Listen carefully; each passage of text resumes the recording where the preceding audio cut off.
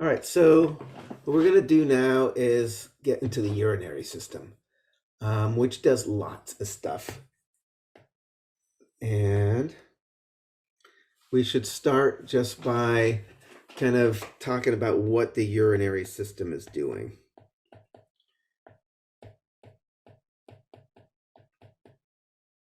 Usually we can actually do it. We'll do it in yellow because everyone thinks of urinary as like yellow. So what are functions of the urinary system? Excreting waste. So there is excretion of waste.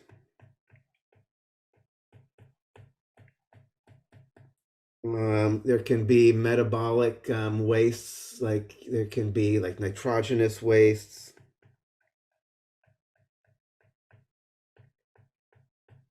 Like urea. Why is urea being formed? What processes are creating urea? Protein metabolism. Exactly. Remember, breaking down proteins for energy, the first thing is deaminating the amino acids and creating urea. There are other nitrogenous wastes from creatinine that is from muscle metabolism.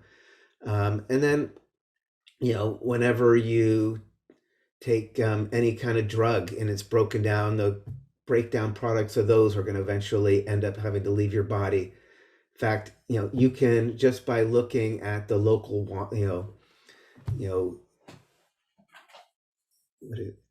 there are huge amounts of opioids and other drugs just in the water systems around urban areas, because every time people pee, those drugs that they put in their body eventually leave their body, and then you flush them down and they end up in just the water tables around you. So basically any molecule that your body eventually wants to get out of your body, this is an important way to get them out of your body. So, but that is only one of many important aspects or jobs of the urinary system. Although it's the one people usually think of. Usually think of urine as kind of this waste. So what else is the urinary system doing that are super important? It can Blood help pressure regulation. blood volume. So I'm going to do it more generically, H2O balance, which then is also going to be critical for blood volume and critical for blood pressure.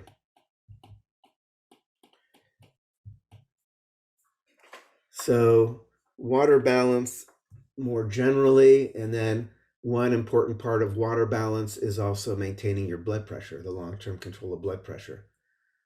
So these are all super important jobs of the urinary system. What are other things it does?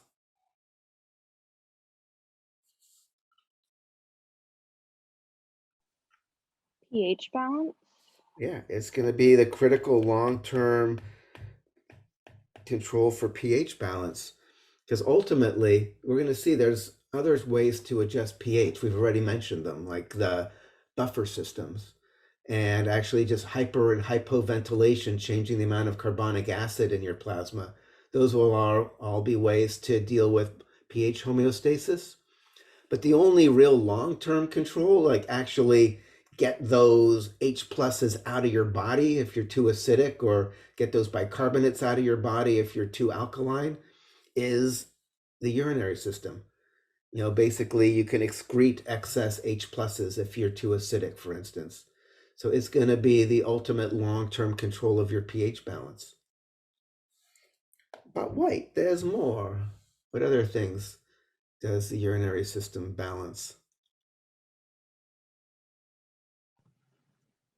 I don't know if this would be it, but I was thinking something to do with hormones. So it does have some hormones. So I'm going to put that kind of more at the bottom, like erythropoietin, which is basically a hormone that adjusts the amount of red blood cells. This increases red blood cell production. Sometimes it's called EPO. It's actually, so when you're if you go up a higher altitude, you're up like at Tahoe, and your tissues start realizing like they're not getting as much oxygen as they would like. EPO, erythropoietin, is released by the kidney, increases red blood cell production. So now there's more red blood cells to have more places to take up oxygen from the lungs to deliver it to the tissues. That's why people train at altitude often and then like come for their race down at sea level, because they'll have more red blood cells, more hemoglobin, greater ability to pick up and deliver oxygen to their tissues if their body is equilibrated to like a lower partial pressure of oxygen around them. People use this as a kind of performance enhancing drug because it will increase the amount of red blood cells you have, increase the capacity of your blood to carry oxygen to your muscles. So you're not allowed to do that. You can't give someone an EPO shot before their race. You also have to be careful. People have like overdone it, because if you have way too many red blood cells, that's going to actually affect blood viscosity, right? And it's going to make it harder for your blood to flow. Remember, resistance, we said in general, we're not going to think about blood viscosity, but if you're really dehydrated or if you've been overdoing that's erythropoietin, the viscosity can become a real issue in terms of resistance to flow. So, what about HCG? I guess that's just another hormone. HCG is released, that's human chorionic gonadotropin. That's released by a developing embryo. That's good. Oh, okay. Yeah, that's the thing that's tested for in pregnancy tests. We'll talk about that in the last week of class. Cool. It does convert vitamin D. So like vitamin D, D for dermis, it's actually the precursors are made in your skin. You need ultraviolet light. That's going to be necessary to absorb calcium from your diet. But the kidneys are necessary for kind of activating that vitamin D that is being kind of produced in your skin. So it's doing things like that. We're going to see the urinary system is obviously critical for blood pressure control as well, because it's the thing that releases renin, right? And initiates the whole renin-angiotensin mechanism. There's one other major balance thing that I've kind of left a spot here. Is it ion? Electrolytes. Yeah, electrolyte balance.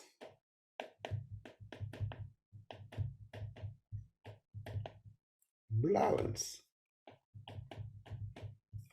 So, we've seen from the very beginning of this class how critical ion concentrations are for all of the signaling of your body, right? The only reason your neurons work is because you've got a certain concentration of sodium ions inside and outside, and potassium ions inside and outside, and calcium ions inside and outside. So the urinary system is making sure that the concentrations of those ions is kept in the correct zone, basically homeostasis. If you're not eating enough salt, your kidneys are going to make sure you keep it in your body and hold on to it. If you are just eating pretzels all the time, you're going to be peeing out a lot of salt, trying to get rid of that, trying to keep the balance, right? But the amount, we're going to talk about this in much more detail, but your urine, when we think about urine, what urine actually is going to be very much determined by what your kidneys need to do these kind of balancing. Like, is it a lot of water or a little water? It depends what your body needs to do. If you need to release more water to maintain water balance, you'll have lots of dilute urine. If you're kind of dehydrated and your body's trying to hold on to water, you're going to have small volumes of concentrated urine. pH, is your urine acidic or alkaline? It depends on what your body needs to do to keep pH balance, which depends a lot on what your diet's been. Most normal diets, you tend to be more acidic, so then you have to release a little acid in your urine, so the urine is more acidic. People who are more vegetarians tend to be more alkaline in general. And then their urine actually has to release bicarbonates and is more alkaline in order to maintain balance. Electrolytes, how much salt is in your pee depends how much salt you've been eating and how much your kidneys are either holding onto it or releasing it. So when you think we're going to have a lab on Tuesday, which is all going to be about looking at the composition of urine and how it's affected by what you ingest into your body. We'll have some subjects drink more or less. We'll have some subjects take salt tablets or not. And then over the next 2 hours, look at the composition of their urine and the volume of your urine and see how the urine is actually kind of the byproduct of all of this balancing that your kidneys are doing. So, all right, so that's kind of the introduction, thinking about the urinary system as way more than just getting rid of wastes. It does do that. That is an important part of its job, but it's also about water balance, pH balance, electrolyte balance, and these various and sundry things like erythropoietin. Okie dokie. So we'll start with some of like the basic anatomy. We have to kind of introduce the kidneys and the ureters and the urethra and stuff like that, and kind of the big picture thing. But then we'll spend most of our time focusing on the kidneys. The kidneys are really the main, it's where most of the action occurs in the urinary system. But first, some basic anatomy.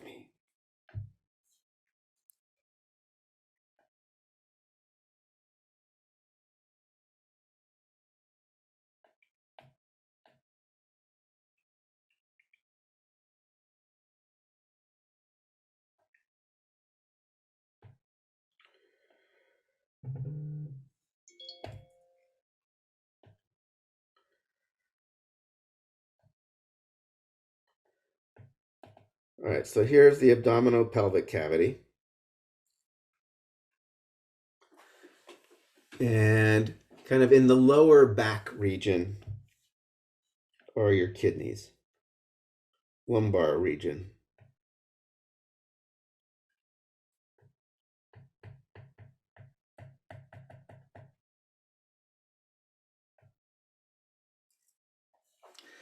And the kidneys are about, I just had somebody saying, about the kind of size and weight of like a Major League Baseball. They're not that huge in terms of an actual organ.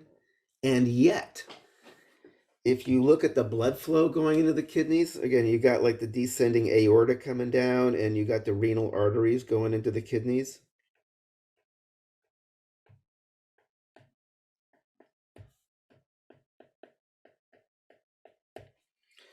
Maybe I should make it a little.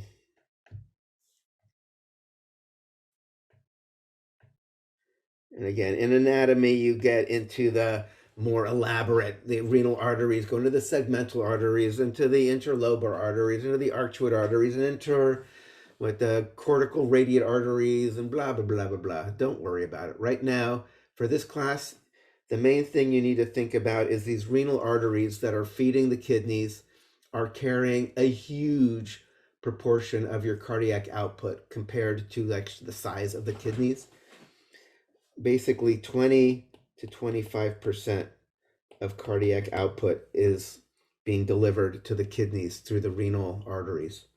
So at rest, what does that mean? We've talked about what is cardiac output at rest.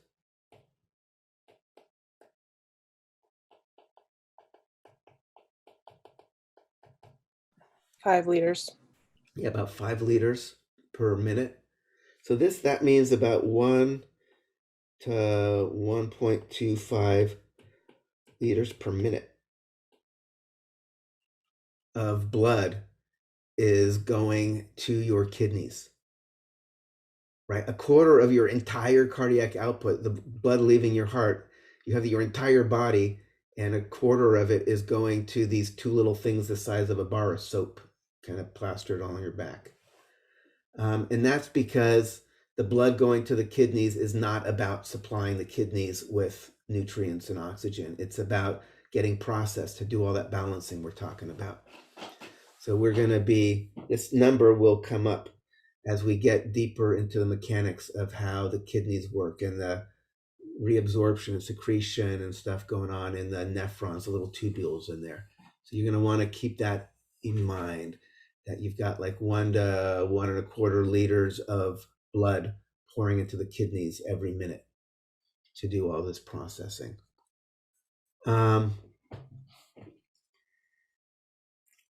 Obviously, whatever the kidneys are ultimately going to excrete, that's going to leave the body, is the urine. And it's nice to be able to store that and not just have it kind of dribble out whenever it's produced. So we have our bladder, which is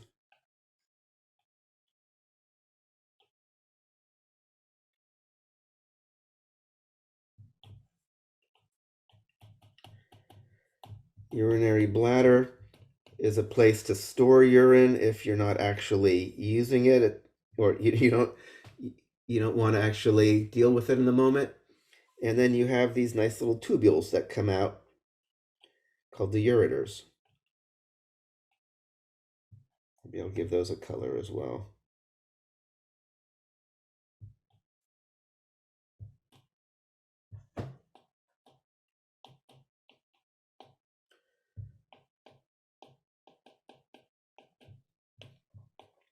So ureters, these carry urine from the kidneys to the bladder.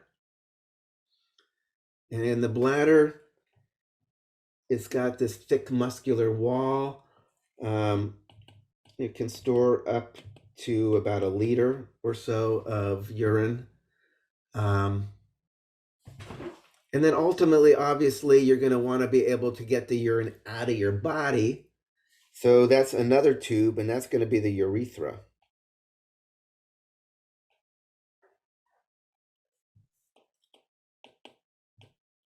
So the urethra, that's supposed to be urine kind of coming out. Urethra is the tube that carries the urine from the bladder outside, out of the body. And there's going to be 2 sphincter muscles that control whether or not the urine can actually flow. So let's put those in now. Let's do red. There's going to be an internal urethral sphincter.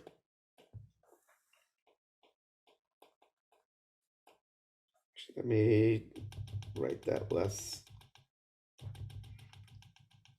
fact, let me use my typing tool to make it prettier.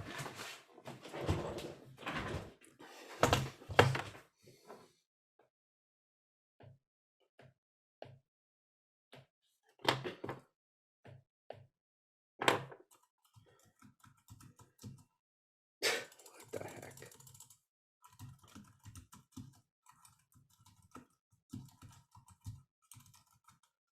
The internal urethral sphincter, and this is going to be smooth muscle.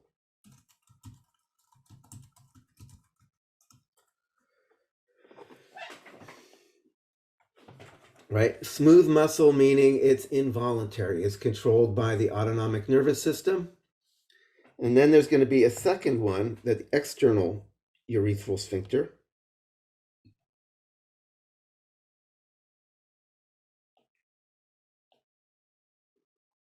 Which I will also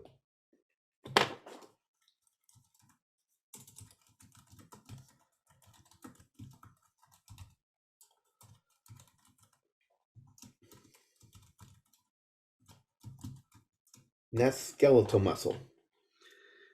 It's basically made up of the skeletal muscles that make up like your pelvic floor. It's called the Urogenital Diaphragm. Obviously, that one is going to be voluntary control, somatic motor system. And the basic way this works is this internal one, this one is controlled by a spinal reflex.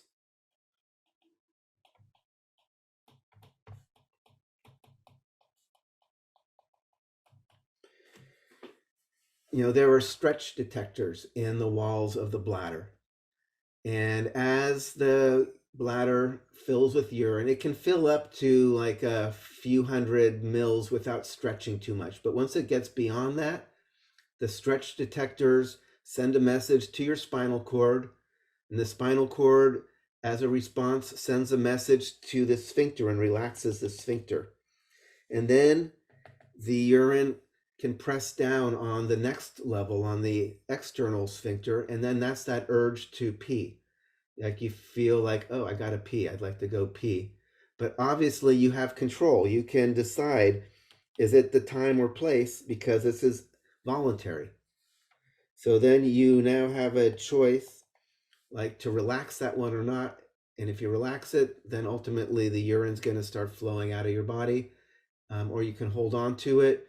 Eventually this one will kind of close up again, but after a little while, the reflex will go again. It's like, oh, I still gotta pee. Eventually, it's just gonna keep insistent, like, I really gotta pee. And at some point, things you're gonna start leaking if you just start building up. Again, if you have more than a liter in here, there's gonna be so much pressure, it's gonna just wanna come out. But we're gonna see a very similar setup when we get to the digestive system and the rectum. Like as your colon starts filling up with more and more feces, there's going to be an internal anal sphincter that will eventually relax as the rectum is stretched out and filling with feces, and then you'll have that urge to poop. But then again, you'll have an external anal sphincter that you can relax or not, depending on whether or not you actually think it's a good time to be pooping. So this is kind of the control here. The actual urethra itself, obviously, the length is going to be very different if we're looking at a male or a female. In a female, it's only about like 1.5 inches long. It doesn't, the urethral opening for a woman is just in the vulva there. Doesn't have to go very far to where the urethra opens out into the outside world. In a guy, it's much longer. In a guy, there's going to be different sections that we're going to be talking about when we get to the male reproductive system. And then it has to go along the length of the penis, right? Because the urethral opening is at the tip of the penis. So it's going to be much longer in a male. We'll talk about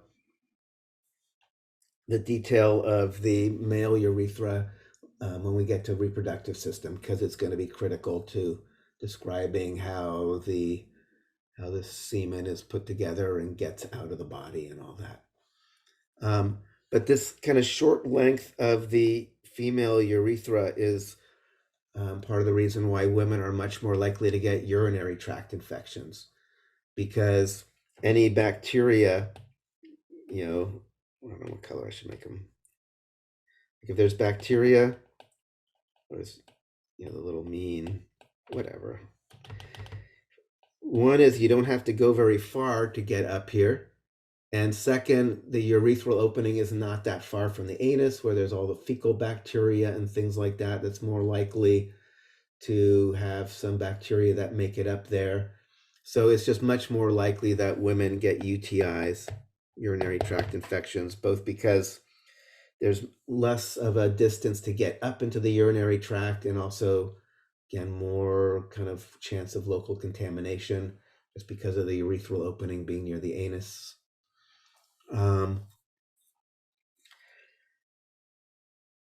There is this little section, the kind of area where the urethras enter, the ureters enter and the urethra enters. There's actually like this kind of little divot, this little triangular area they call the trigone, which is where the UTIs often kind of start taking a hold, because it's kind of like a little, it's like a little I don't know, like a little recess, a little cave. It's a nice, more protected place for the little bacteria to start like growing and taking hold. All right. I'm trying to think if there's anything else I want to talk about. A few other things. Again, in anatomy, we talk much more about how the kidneys are kind of held in place, but it is worth realizing this idea of the adipose capsule. Part of how the kidneys are held in place and protected is this what's called the adipose capsule, which is what it sounds like. It's basically a big pocket of fat that is around. In fact, when you first open up a cadaver, the kidneys are what we call retroperitoneal, which mean they're behind the serous membrane. So you open up the body cavity, you don't even really see them. You have to go behind the serous membrane that's surrounding all the digestive organs. And then you still don't see them because you just see like a pillow of fat. And then you slice open that pillow of fat, and there's the little kidney sitting in there. The reason why I'm mentioning this is this can become an issue, particularly like somebody who is being really anorexic, someone who's losing way too much weight. You can actually lose so much weight that this fat goes away and the whole kidney can droop. The word for drooping is ptosis.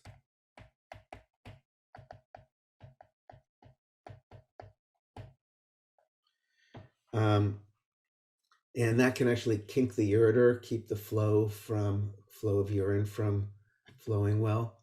The word ptosis shows up in other situations too. You have some nerve thing that makes your eyelid droop down weird. That's ptosis as well, if your eyelid is drooping.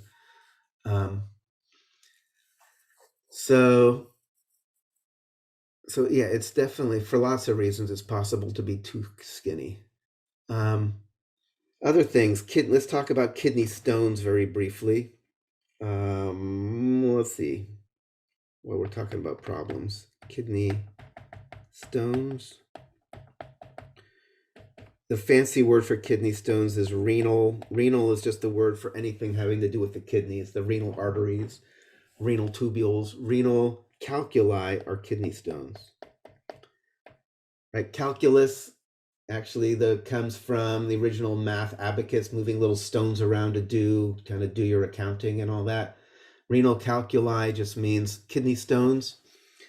These are basically precipitates of different things. It could be calcium carbonate, or it could be uric acid. It can be lots of different things that precipitate out instead of staying dissolved in the water. That normally you have all the solutes dissolved and then they are flowing out as urine. But renal calculi is when you have some of these solutes precipitate out, kind of like, rock candy is like, you can have sugar water, but then if the sugar precipitates out of the sugar water, you start getting rock candy in the water. So this is precipitates of these different solutes that become little rocks.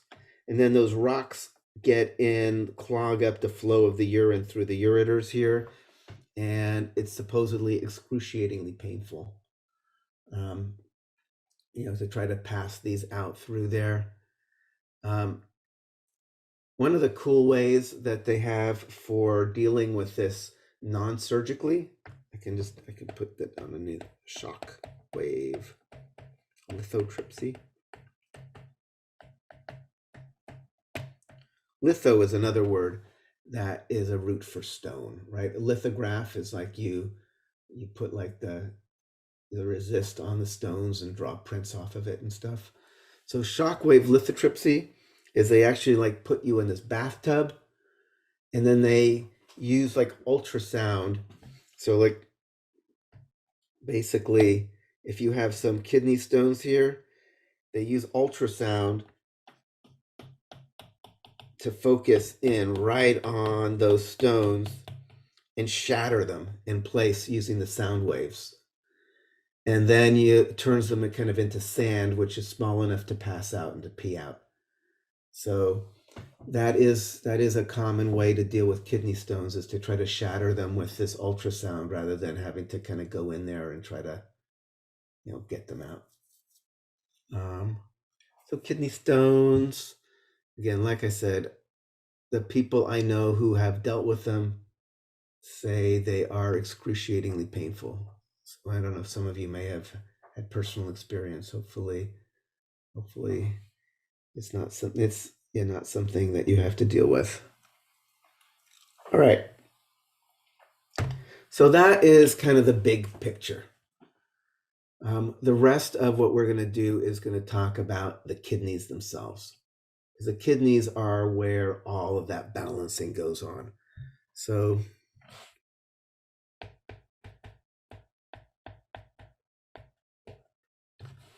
the kidneys, to make the story in the kidneys clearer, it's kind of useful to talk about some of the main processes going on in a more generic way, and then go more into the specifics about the proximal convoluted tubule or the loop of Henle or this or that. But so what I'm going to do is I'm going to kind of talk about the basic processes that happen in the kidney tubules. And I should say, kind of structural and functional unit of the kidney is called the nephron. So let me put that word out here.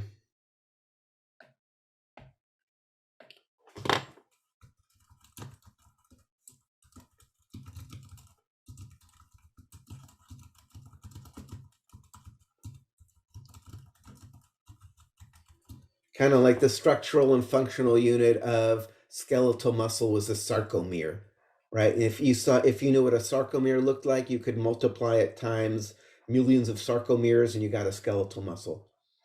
Nephron is the same thing. We're going to talk about the basic processes that go on in a nephron, and then just remember that there is over 1 million nephrons in each kidney, all working in parallel, doing the same things, adding their work together. So what we're going to do is start with a very kind of simplified version of the processes happening in the nephron. And then we're going to put it into the context of the actual kidneys, look at different sections of the kidneys, look at the details.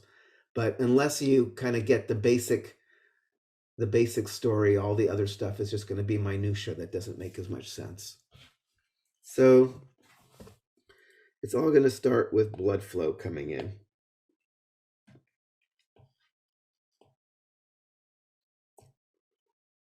So this is going to be my afferent.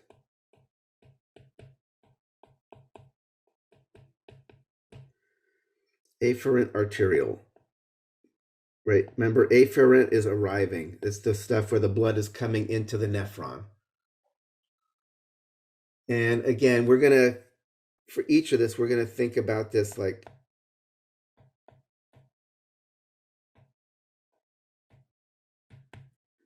right. I'm going to draw this picture, but again, think of this happening 1 million times, so we're going to have 1 million afferent arterioles feeding into 1 million little nephrons. So this is all happening in the kidney. This is going to feed into this super leaky capillary bed called the glomerulus.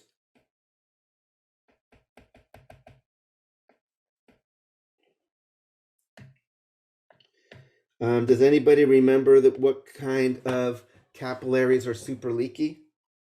Sinusoidal. So those are leaky, but those are the ones where there's actually even huge gaps in the walls for processing. These are more just leaky with pores. Fenestrated. Exactly.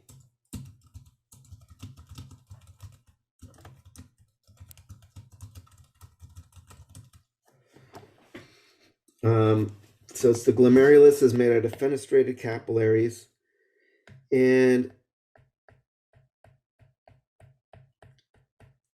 we're going to have this process happening here called filtration. It's going to be part 1. Filtration is we're going to have H2O, water, and small solutes are going to leave.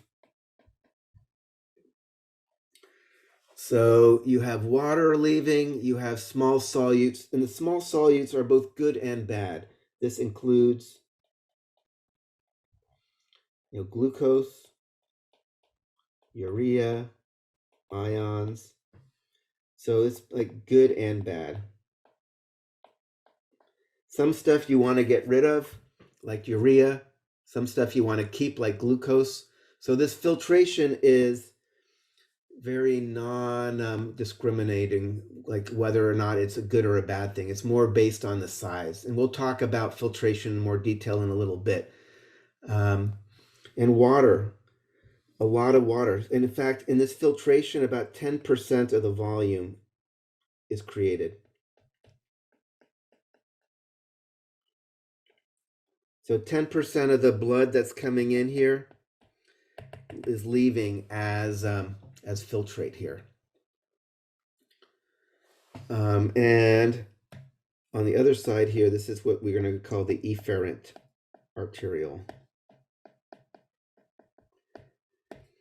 I should mention, right, this is not common, right? You having an arterial that leads into a capillary bed is very common. That's normal. But having an efferent arterial, having an arterial that leaves a capillary bed, that's not common. That's weird. And in fact, this is going to be another example of a portal system where you have one capillary bed that is going to feed into a second capillary bed. So we're going to talk about that in a few moments. We're going to have the peritubular capillaries that are fed by this efferent arterial. All right, so this filtration, and we're going to catch that filtrate in what's called like the renal corpuscle or the Bowman's capsule. So we're going to catch all this stuff that's being produced here so we can process it. We don't want it to just escape. Before we get to the processing, though, let's talk about, so in this filtrate that's being formed. So filtrate, again, I said 10% of the blood volume. So how much filtrate is being made per minute? Let's think about how much, maybe I'll go to another page.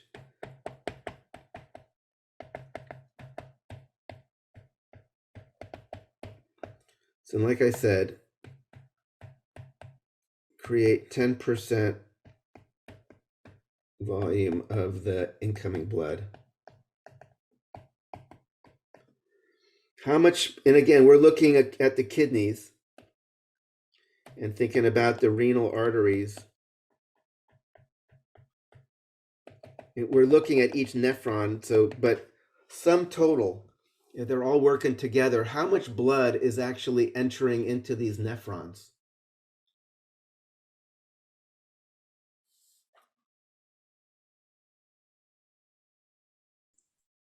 A 100 mLs. Yeah, exactly. Right? So if you think about this, we said that, cardiac output is about 5 liters per minute.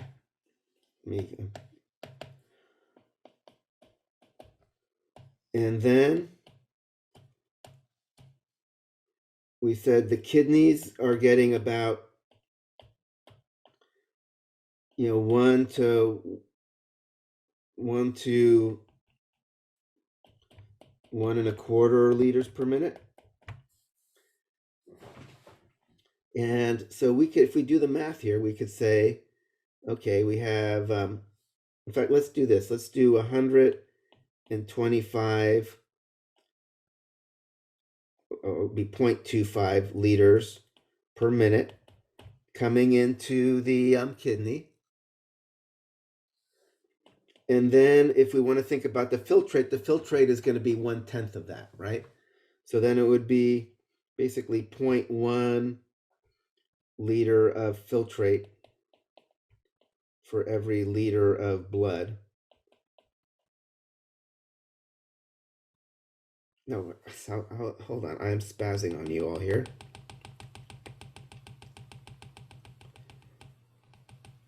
All right, so we have 1.25 liters of blood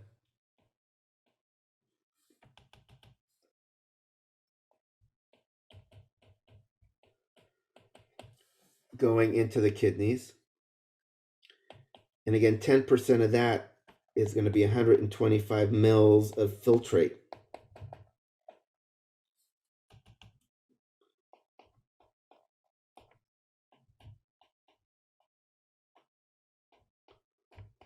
Sorry for being confusing there. So this is what I want you to see. You're making about 125 mils of filtrate per minute because you've got 1.25 liters of blood per minute entering into the kidneys. And then if we do the math, it's crazy. 125 mils per minute times 60 minutes per hour times 24 hours in a day. It becomes 180 liters of filtrate per day. Right? That's crazy amount.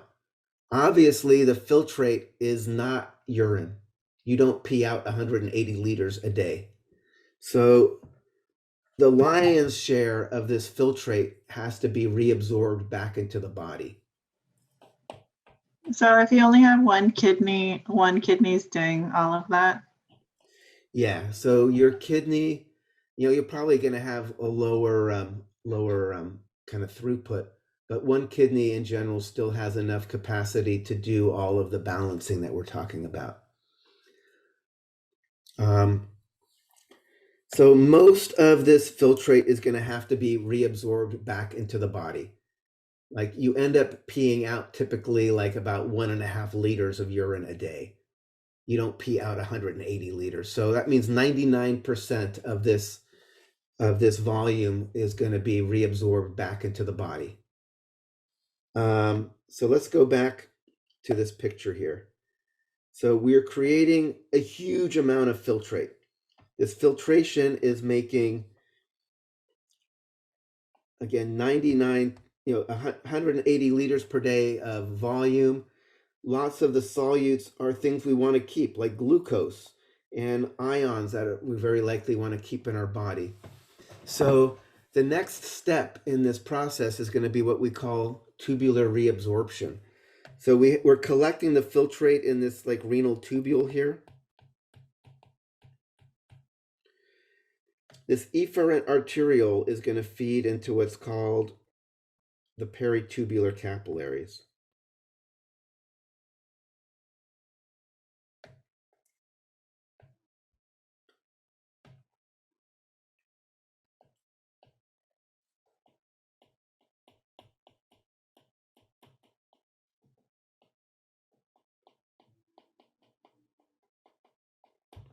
These are more capillaries.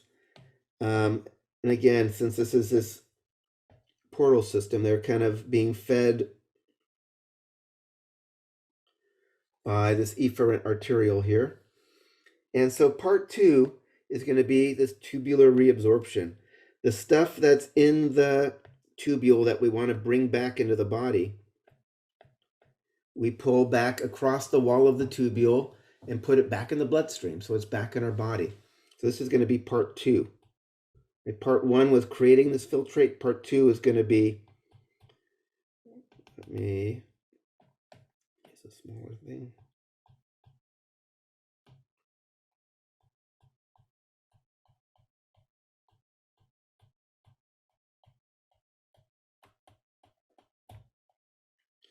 Tubular reabsorption.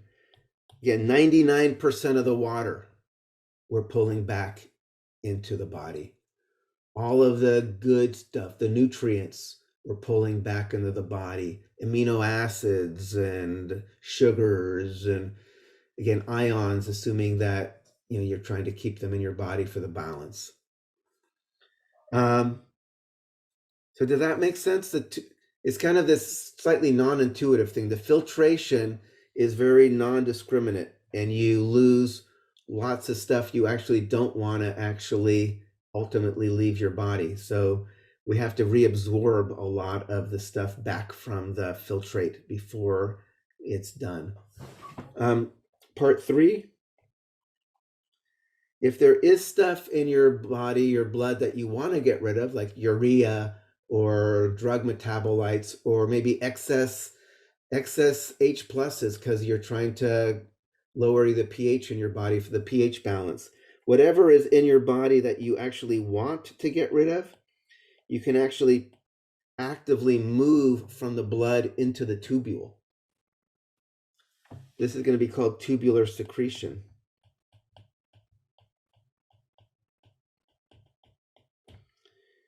Because anything that makes it out the final bottom here, this is going to be kind of the urine that leaves the body.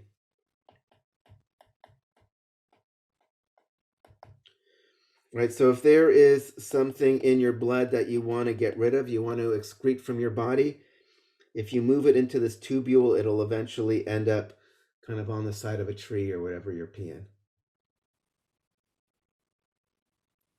So, are there any questions about these three main processes? Because each of these we're going to be looking at in much more detail. We're going to look at filtration in a lot more detail, how the glomerulus creates this filtrate, what kind of things control the rate of filtrate formation, right? You know, spoiler alert, filtrate is being formed ultimately driven by blood pressure, right? The blood pressure inside the little capillary here, the more blood pressure you have, the more filtrate, at the higher rate you're forming the filtrate. That's why your kidneys care about your blood pressure so much. If your blood pressure is dropping, you're going to stop making the filtrate and you're going to have renal failure. So when the kidneys are noticing the blood pressure dropping, they're going to release renin and tell your body, jack up the blood pressure, because without blood pressure, we can't make filtrate. Without adequate blood pressure, I should say. We'll be looking at this reabsorption, right? And it's going to depend on the body's needs. We've already seen two of the hormones that affect tubular reabsorption, like ADH and aldosterone. Those are working directly at this level of kidney function, telling the kidneys, reabsorb more water into the body, or reabsorb more or less salt into the body, depending on the body's needs, right? So the tubular reabsorption is going to depend on what kind of things you need to reabsorb in order to maintain the balance of your blood volume and your electrolyte balance and your pH balance and all that. Does that make sense? Yeah. Okay. So that is kind of the big picture of what's going on. What we're going to do now is we have to kind of step back and look at the kidney as a whole, but put the individual little nephrons in there and start looking at the nephron with with kind of more detail. So let's do that.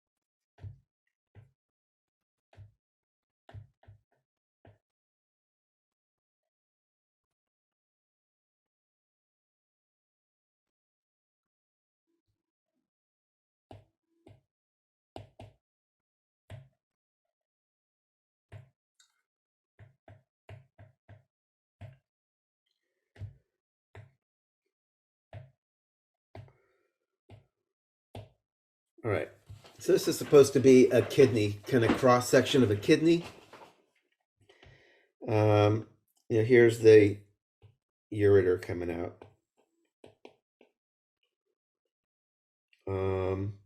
This area here where kind of ultimately what's going to be your urine all kind of collects as the renal pelvis.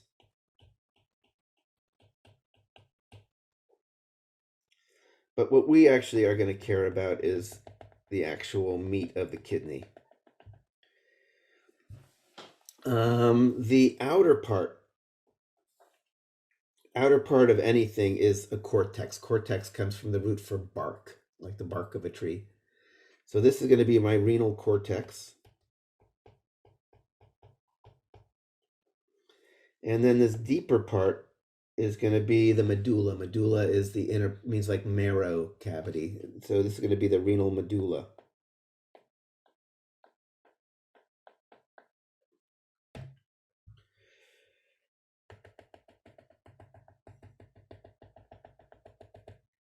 And these different sections have very different osmolarities kind of in their interstitial fluids.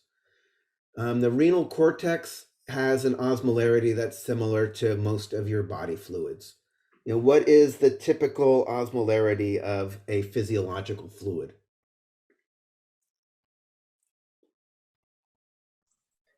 $300 milliosmolar. Exactly. So we're 300 milliosmolar out here. It turns out we're going to look at the nephrons in way more detail, but the nephrons have these weird loops of Henle that kind of come down, and we're going to talk about how they work in a little while. But basically, part of what the nephrons do is they create this osmotic gradient. So by the time you get down to the deepest parts of the medulla, you have an osmolarity that is 4 times as high as kind of a normal osmolarity.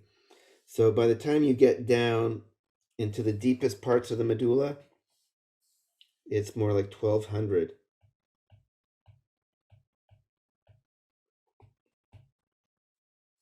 Milliosmolar. And that's going to be super important. Again, so it kind of goes from 300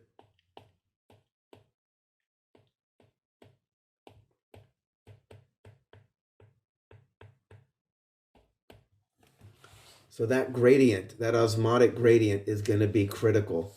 This is going to be how you can have your urine be very hypertonic to your normal cells, right? You're going to be able to basically have tubules coming down through here, right? If I have a tubule coming down through here and I have aquaporins, I have water, it's permeable to water, and I'm going through this thing that's 4 times as salty as normal fluids, I'm going to suck a lot of water out of the tubule back into the body. So having that really salty medulla is going to be what allows us to really concentrate the urine if we need to, right? So by having a really salty environment there, all I need to do is open up little water channels and it's going to make the water return back into the body, because remember, the water moves more to where it's saltier like that. So we'll talk more about that, but the basic idea is,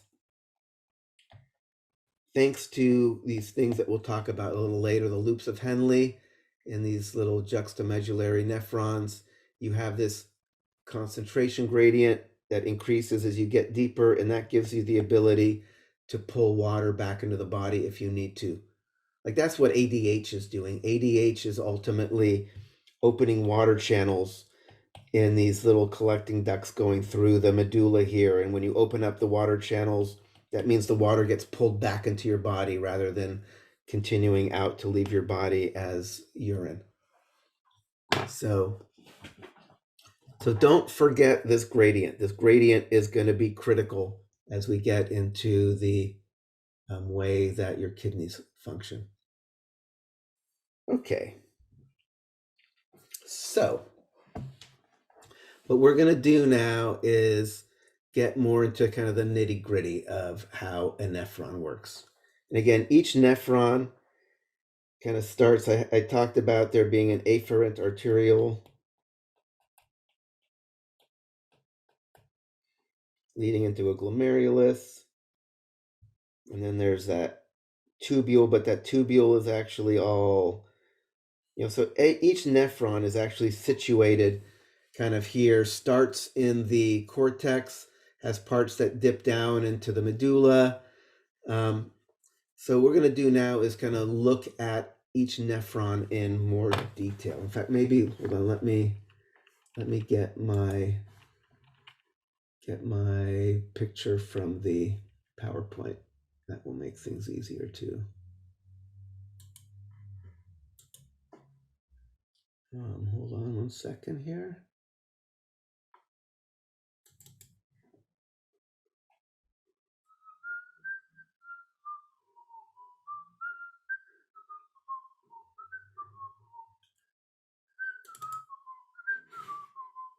Okay, here we go.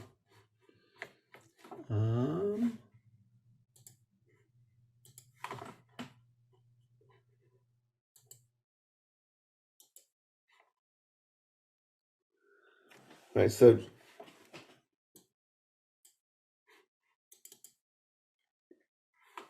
first just remembering the kidneys are sitting here as these two things. They look kind of like the same shape as kidney beans, but just quite a bit larger.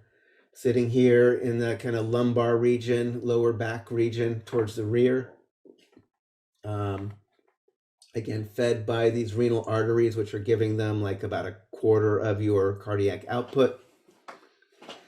Again, the ureters, which are leaving the kidneys, are carrying the urine, the ultimate waste, out of the kidneys, storing it in the urinary bladder until you're ready to actually pee.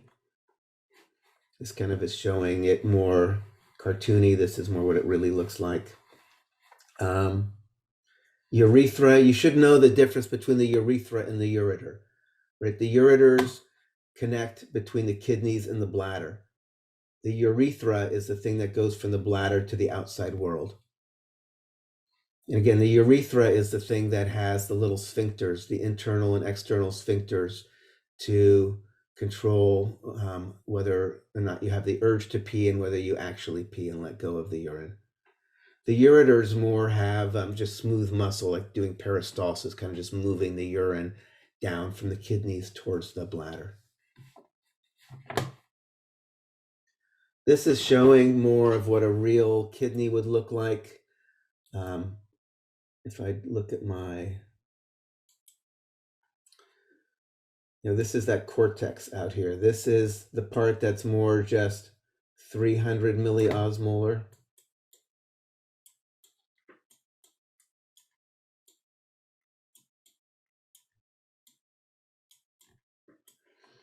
Whereas this deeper part down here, this is the medulla. By the time you get into the deepest parts of the medulla, that's where you're getting to like 1200 milliosmolar. This is kind of trying to give you a sense. All those little afferent arterials feeding to the glomeruli, they're all over the place. You got a million of them, all starting their whole nephron thing, filtration, going to reabsorption and secretion in the kidneys. So just kind of giving you here, trying to take our initial picture and kind of multiply it times a million. We have a million afferent arterials feeding into a million glomeruli, just doing all those processes we just talked about. This is giving you more of a realistic sense of what a nephron really looks like. You have the arterioles leading into the glomerulus, which feeds into the capsule, which then feeds into these tubules. Here's these loops of Henle. Again, we're going to look at this in all more detail. This is also showing the glomerulus is the first capillary bed where you're forming the filtrate, but then that efferent arterial leads into these peritubular capillaries. These peritubular capillaries are where we're actually doing that tubular reabsorption and tubular secretion, where we adjust the filtrate, either pull stuff back into the body or maybe get rid of some stuff that's still in the blood that we want to eventually excrete. We will look at this all in more detail, but this is kind of just throwing in your face kind of how this looks as we keep drawing it. And this is, again, kind of anatomy summary. Glomerulus forming the filtrate. The filtrate feeds into the tubules. All in here, we're going to look at the details of these tubular activities, which are going to do the secretion and the reabsorption. Different parts of it are going to have different properties, which you actually are going to have to be aware of. We'll also be talking about the loop of Henle, the descending and ascending limb of the loop of Henle, which have this countercurrent exchanger thing going on that actually create the osmotic gradient down into the medulla that we've been talking about. So you will have to know about the loop of Henle as a way to create that osmotic gradient, as well as do more of the reabsorption, pull water back into the body. Like about 15 to 20% of the reabsorption of the water, pulling the water back into your body so you don't pee out 180 liters, is happening here in the loop of Henle. The proximal convoluted tubule is doing a lot of the reabsorption as well. So we'll look at the proximal convoluted tubule, the distal convoluted tubule, the loop of Henle, the collecting duct. And by the time you're done here, then you're going to the bladder. So after all of the activities in here, we'll finally have urine.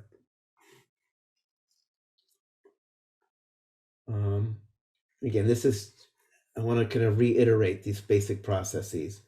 Afferent arterial goes into the glomerulus. Glomerulus, first step is filtration. We make the filtrate. Huge volumes of indiscriminately filtered stuff that contains both good and bad solutes. Then the reabsorption. We pull back 99% of the water and all of the good molecules we want to keep. Tubular secretion, anything that's in the blood that we want to get rid of, we can put into the tubule, and whatever's left in the tubule at the very end of all of this, that's going to be your pee, which is kind of just the more common way to say urine. Or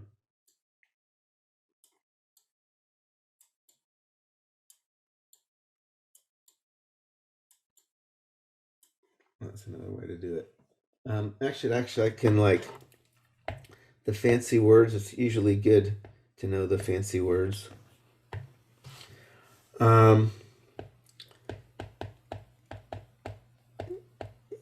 Most people think of urination. In a more clinical setting, that's the word that they use for urination is micturition.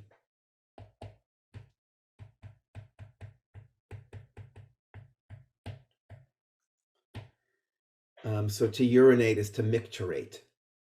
So you'll see that word. You should know what that word means. Micturition is just a fancy word for urination. The other word they often use for emptying your bladder is voiding. So that's used in clinical settings a lot as a way of, instead of peeing, they say voiding. But micturating and micturition is important too. Okay.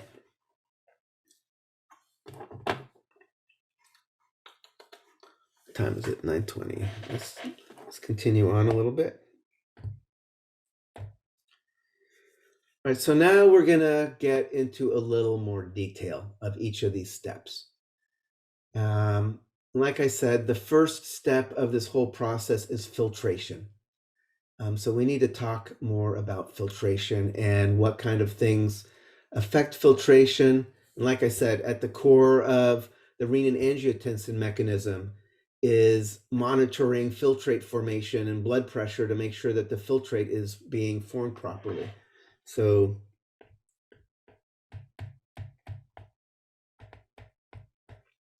this is what we're going to focus on to start, and then once we get past filtration, we can then talk about the next steps, which are going to be the tubular reabsorption and tubular secretion in the further parts of the tubule, as well as that loop of Henle trying to create and maintain that osmotic gradient going down into the medulla of the kidney.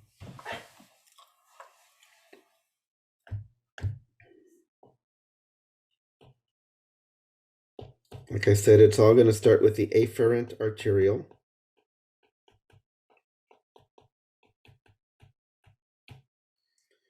And that is going to just be feeding into the glomerulus. The glomerulus, glomus means ball. So it's kind of like a little ball, little balled up capillaries.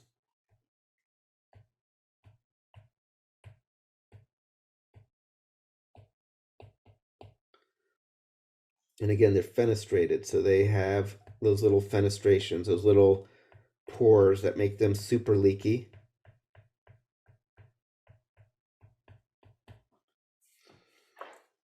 So here's my glomerulus with the fenestrated capillaries. In fact, let me rewrite that again.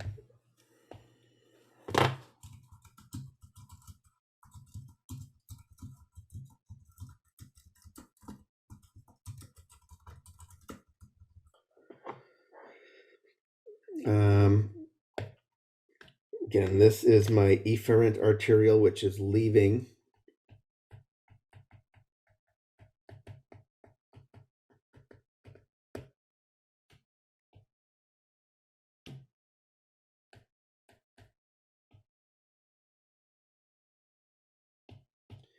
And the efferent arterial, again, is going to then head on to the peritubular capillaries.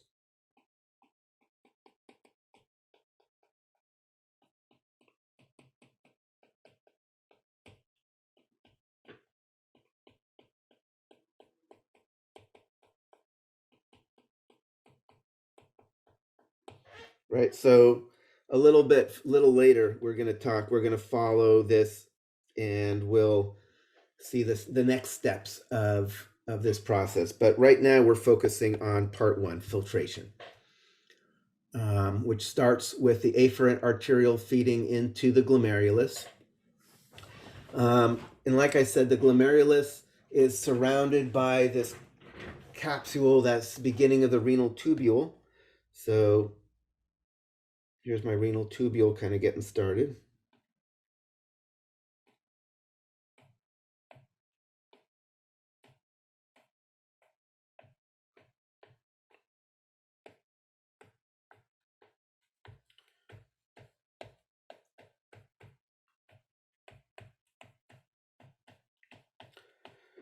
So this is my little renal tubule. Again, we are creating this filtrate.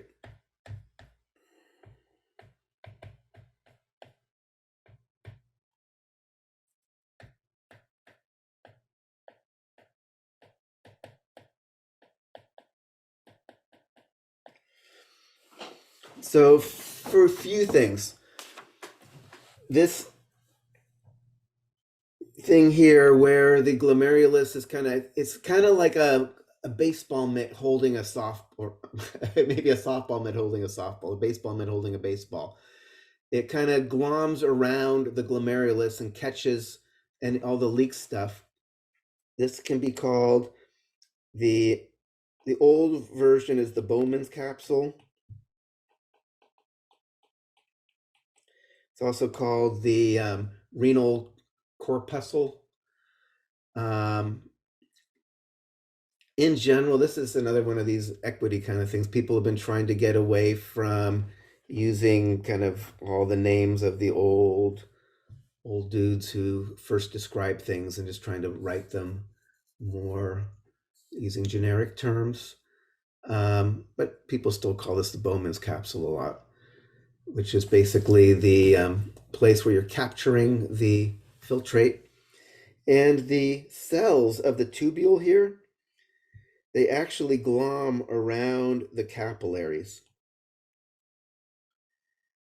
In fact, let me kind of, on another page,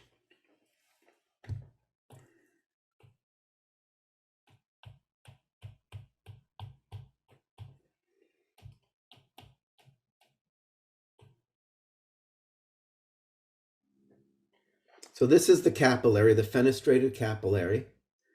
And then the cells of the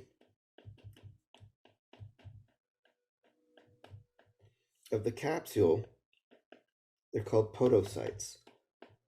Podo meaning feet, because they kind of grab on and they have these little feet processes, and like toes coming off of them. And the toes interlink with each other.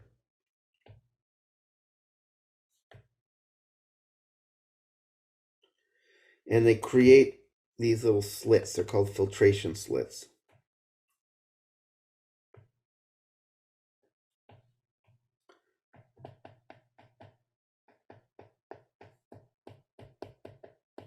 They're also called slit pores. So there's two things that are kind of keeping or kind of determining what the actual filtrate is going to look like, right? What stays in the bloodstream, what leaks out of the bloodstream is going to depend on both these pores from the fenestrated capillary, as well as these slit pores that are between the little fingers or feet, toes of the podocytes. So that is going to create what's going to be called the filtration membrane.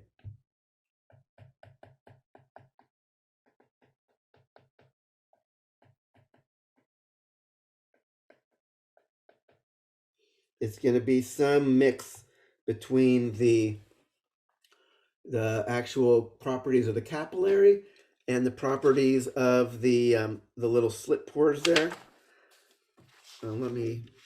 What's the size of these little things? I always forget the exact size of the things that make it through. Oh, come on. Hold on one sec. Dooby-dooby-doo.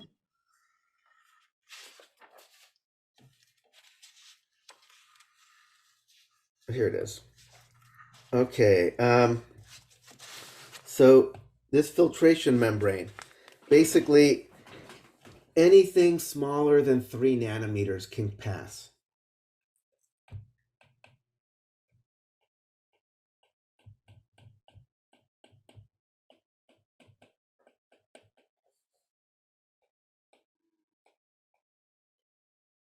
So 3 nanometers. This includes like glucose, urea, amino acids, and stuff like that.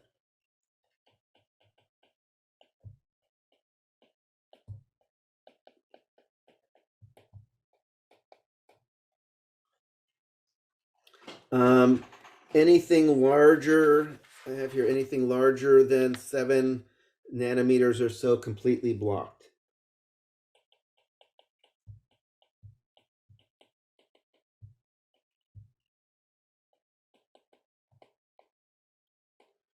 So this means like, plasma proteins, for instance, in cells.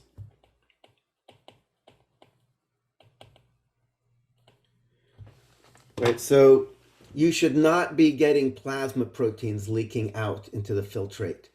The cells also stay in the bloodstream. The thing that leaves into the filtrate is going to be water and very small solutes like urea, glucose, amino acids, and stuff. One of the things that can happen that goes wrong is if there's damage to this filtration membrane. And then you do get other things leaking into the tubule, which shouldn't be going into there. So that's what's happening here. We have that filtration membrane, which is formed by a joint venture between the fenestrated capillaries as well as the podocytes of the renal tubule working together to make sure that, this is going to be water, and very small solutes. Can become filtrate. In the bloodstream, we keep the cells and plasma proteins.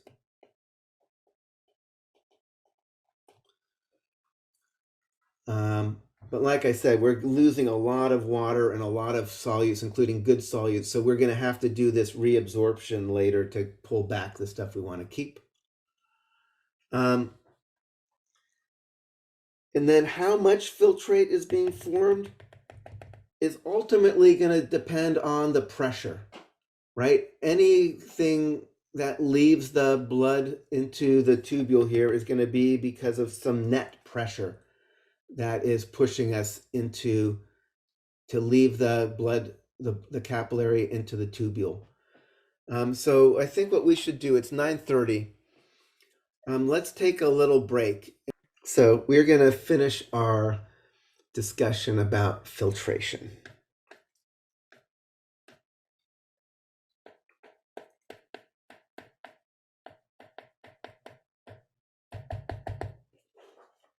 And like I said, it's ultimately blood coming into the Afferent Arterial, into the Glomerulus, leaving the Efferent Arterial,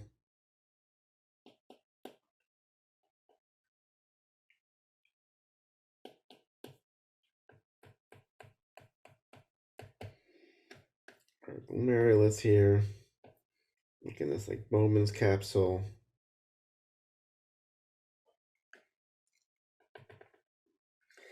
And people talk about the GFR, glomerular filtration rate.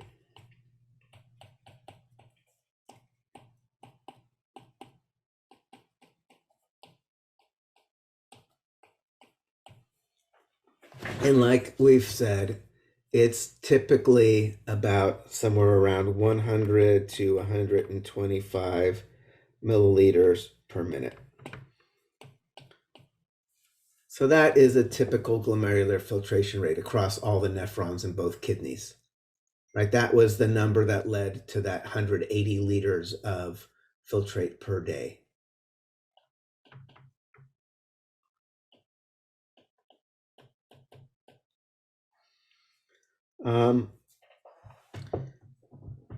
We'll talk a little bit in a few moments ways you can try to assess this clinically. But this is ultimately driven by the blood pressure, or what we're going to call, this is driven by what we call the net filtration pressure.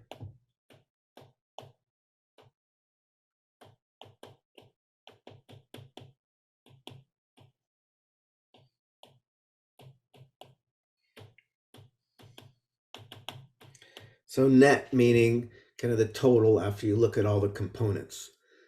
And the components of the pressure, there's going to be the blood pressure actually in the blood itself, pushing the fluid out of the capillary into the tubule. But then there's going to be some pressures that are opposing that. So in fact, let's do this on a separate page.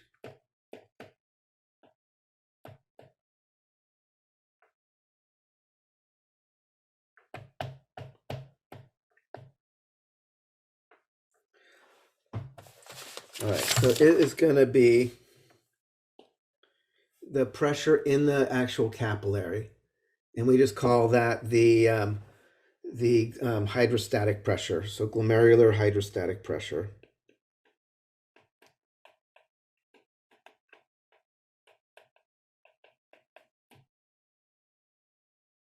This is just the pressure right in the capillary. Again, we have the capillary, the blood.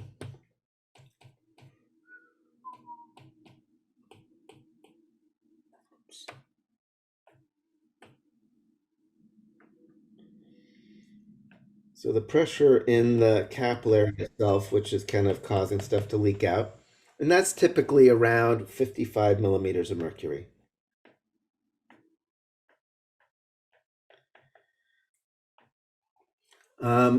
If you remember back when we talked about just continuous capillaries, more typically by the time you enter a capillary bed, the pressure is down to about 40 millimeters of mercury. I don't know if people remember that.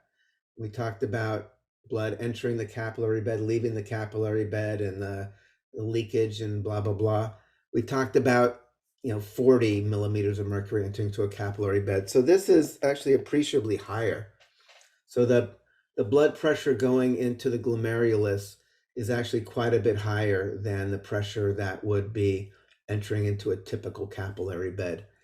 And this is very tightly controlled. We're going to talk about ways it's controlled in a few moments. This is going to be opposed. So the net filtration pressure is going to be this pressure, but then minus.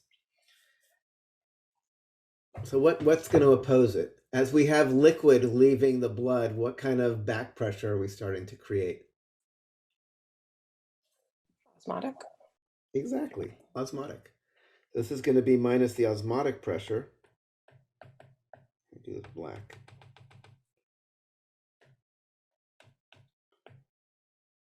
So that's going to be about 30 millimeters of mercury. Osmotic pressure. Right, because as the water is leaving, there's going to be this osmotic pressure building up to try to pull water back in, because what's left in the capillary is getting more concentrated. And then we're also getting just a back pressure from inside the capsule, right? If you kind of go back to this picture here, the more you are pushing water into here or filtrate into here, you're gonna have right, if you're trying to push a bunch of water into this small little tube and it's taking it a while to move down, you're gonna start building a back pressure where it's gonna start being resisting you as you try pushing more and more into the capsule.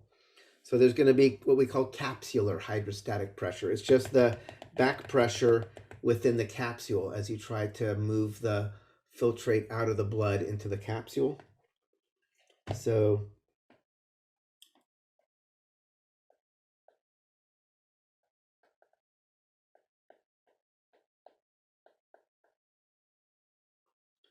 you can call it capsular hydrostatic pressure.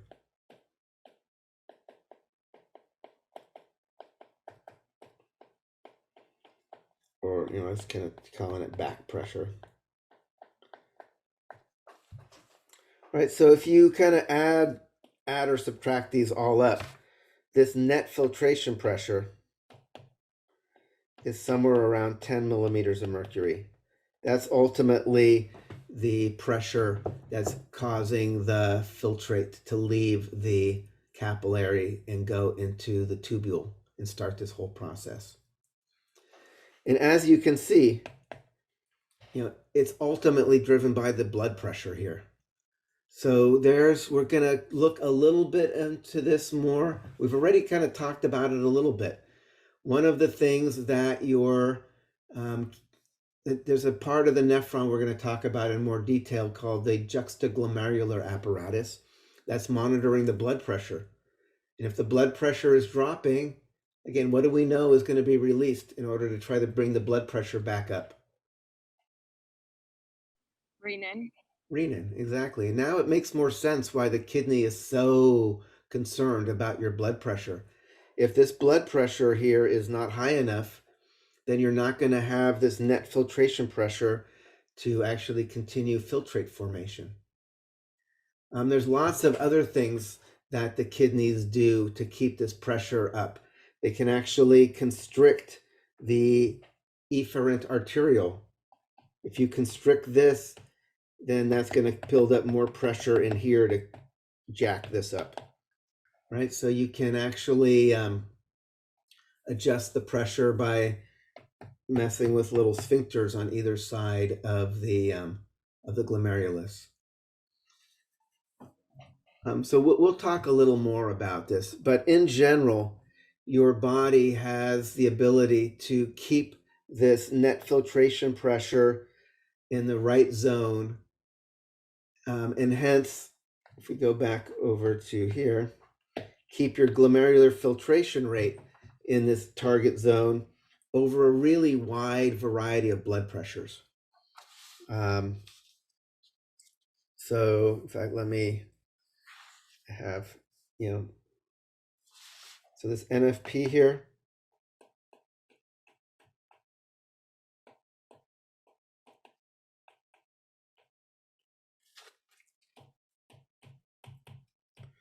you can handle like mean arterial pressures from about 80 to 180 millimeters of mercury. Again, if it's getting low, you use renin, you constrict the little vessels leading out in order to build up pressure in the glomerulus. There's lots of ways to keep the pressure high enough to keep the filtration rate up.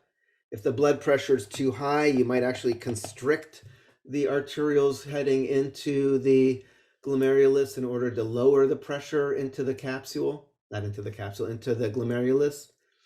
So it's important to realize that as your blood pressure goes up and down, your body is making all sorts of adjustments to keep that net filtration pressure in the right zone, so your glomerular filtration rate is in the right zone. And we'll talk about in next time, but basically if the GFR is too fast or too slow, you're not going to be able to do the correct processing. If it's too fast, you're not going to have time to reabsorb everything you need to reabsorb, for instance. And then what would I say here also? Oh, this idea here that you can handle a wide variety of blood pressures to keep the kidney working well. Like if your mean arterial pressure drops, what is it? I have here below 45. Filtration stops altogether.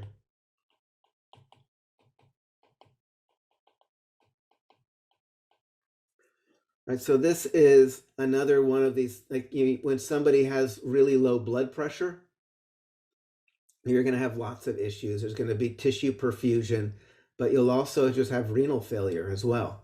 So if blood pressure is not, it gets really low, your kidneys will no longer function, because having adequate blood pressure to maintain this net filtration pressure is critical to having your kidneys function.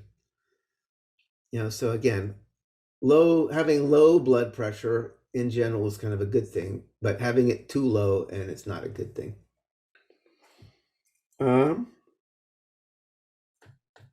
So this makes sense. Net filtration pressure ultimately driven by blood pressure, and also again is something that is adjusted constantly as your actual systemic blood pressure is going up and down to keep it in the target zone.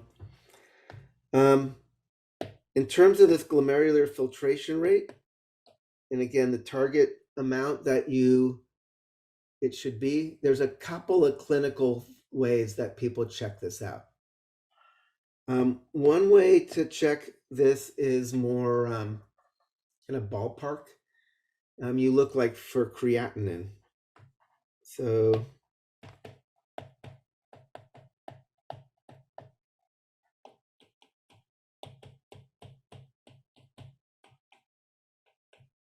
look at appearance.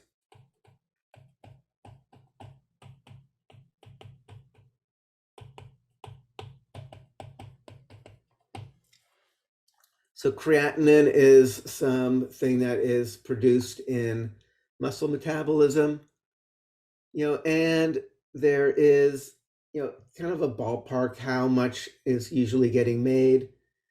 And then you can think of, okay, if I know how much is in the blood and I know that it's actually going through the tubule and getting into the urine, if I see how much of this is showing up in the urine, I have a sense of how much filtrate is being formed per minute.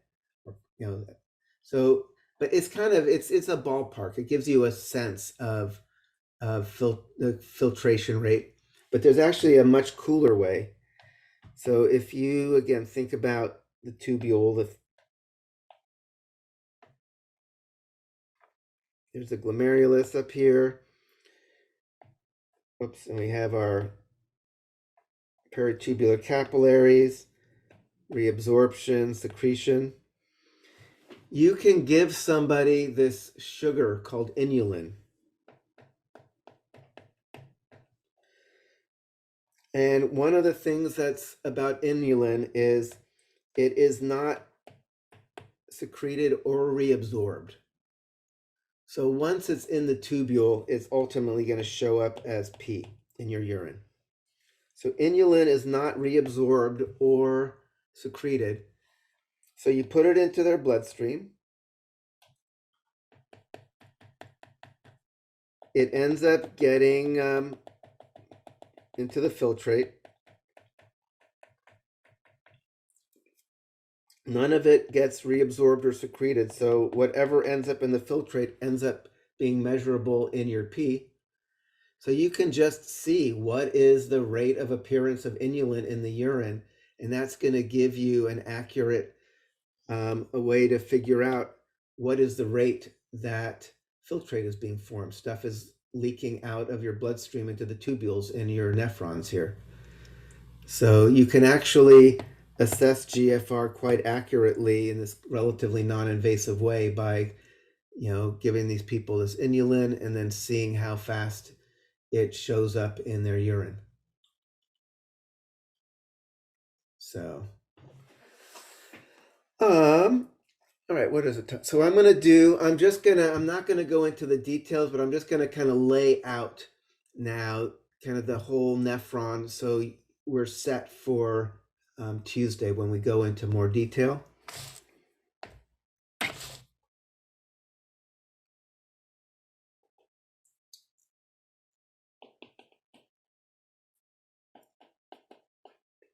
Kidney.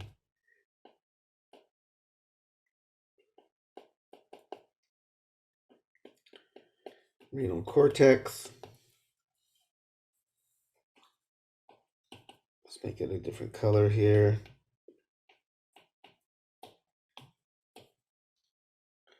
It's going to be the renal medulla.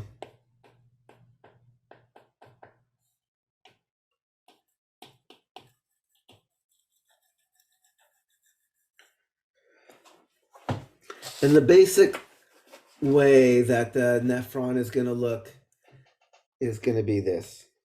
There's going to be some afferent arterial.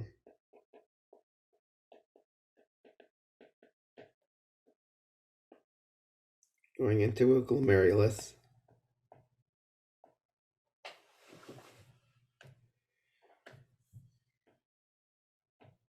I'm going to have my little capsule here. And this is going to be part 1, right? The filtrate formation. Then the rest of this is going to be about what's happening in the tubule. The first part of the tubule is going to be what we call the PCT. This big, twisty, it's called proximal convoluted tubule because it's all convoluted.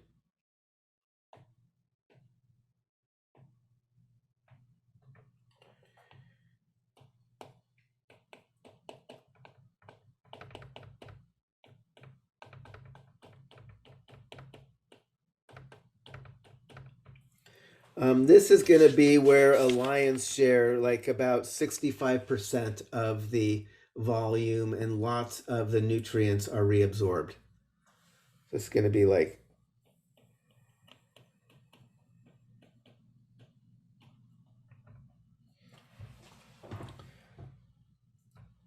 when we are going into our urinalysis in a few moments, we'll talk about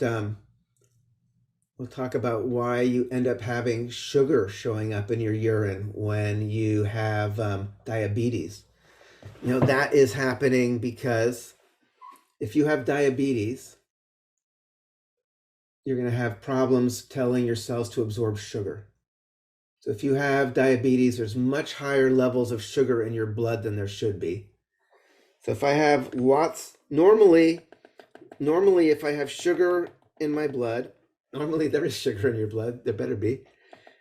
Then it gets into the filtrate because the sugar is just another one of the small molecules that's put into the filtrate. But as those sugar molecules get into the PCT, and we need to have our peritubular capillaries here, that sugar is pulled back into the blood.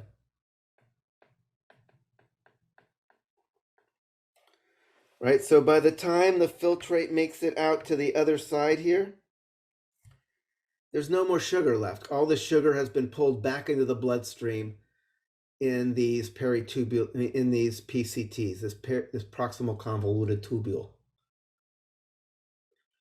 So that's normal. Normal, you have sugar in your blood, sugar ends up in the tubule, the sugar gets pulled back into the blood.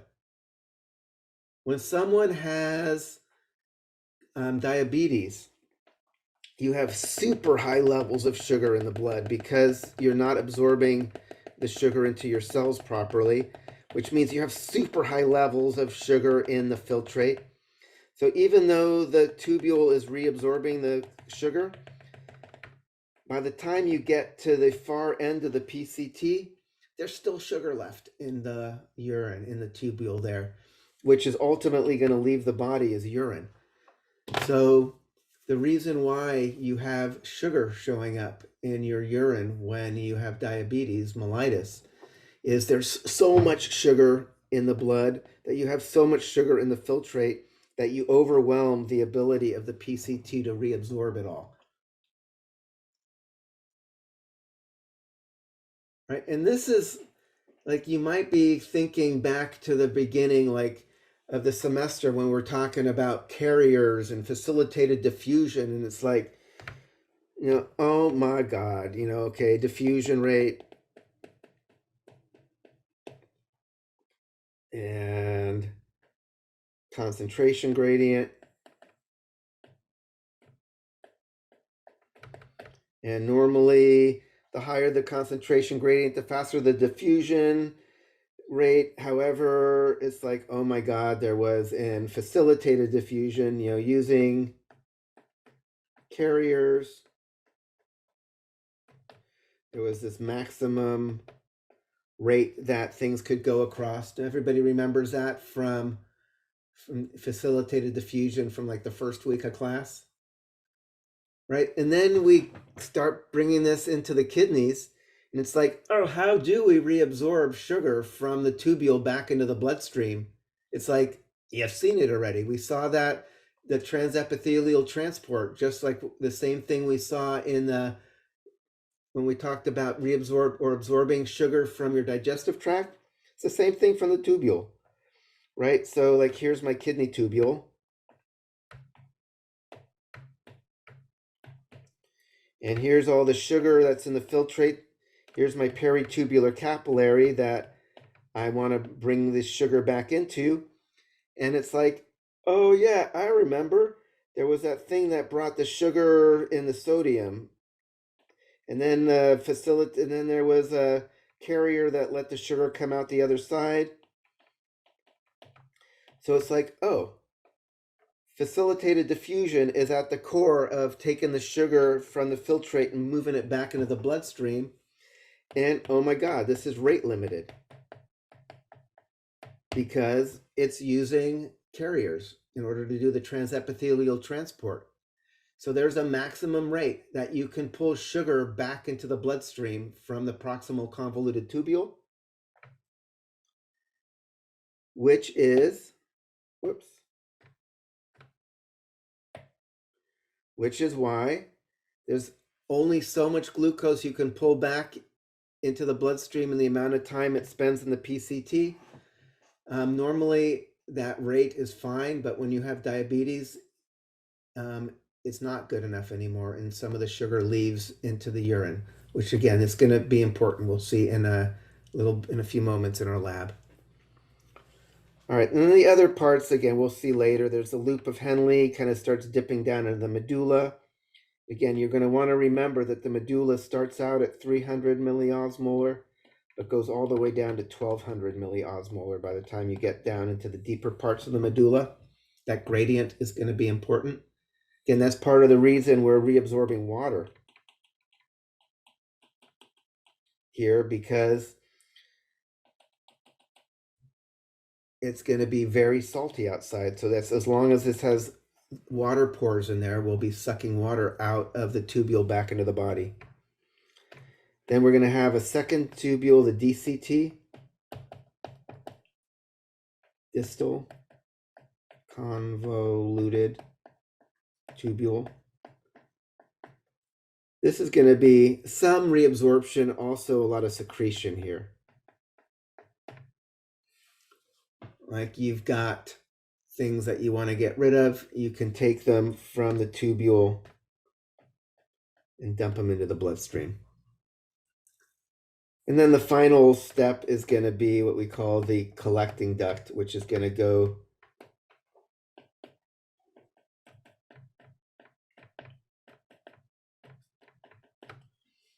the collecting duct is the final path that the proto-urine is taking. And again, this is another place where if you have water pores, call them aquaporins, this is going to be pulling more water back into the body because it's going through this really salty part of the medulla. So this collecting duct is going to be the final place to kind of concentrate the urine, to pull water back into the body and have small volumes of really concentrated urine. Right? If your body doesn't need to conserve water, let's say you've just been drinking lots and lots and lots of water, then you don't have these. In which case, you just have large volumes of dilute urine leaving the body because your body actually needs to release water in order to maintain water balance. So this is going to be important when you're thinking about your hypotheses for the next lab. This idea, if the body is trying to conserve water, we have the ability to pull water back into the body and not have much urine volume. If your body is trying to release water because you've already been drinking tons, then you have the ability to just pee out large volumes of dilute urine. Same thing with reabsorption. If you've been eating a lot of salt, we might not reabsorb all that salt and it might make it all the way out into your pee. If you have been not eating much salt and your body really needs to conserve its salt, it might be pulling it all back into the bloodstream and you won't see much left over when you look at the pee. So that's going to, again, I mentioned this at the beginning of our lecture today. It's going to come up in a little bit when we talk about formulating your hypotheses for the kidney regulation lab. You really want to think of urine as a reflection of what the kidney had to do to maintain electrolyte balance and fluid balance and pH balance. You know, exactly what urine looks like really depends on what you've been eating and how dehydrated you are and all of that. Okay.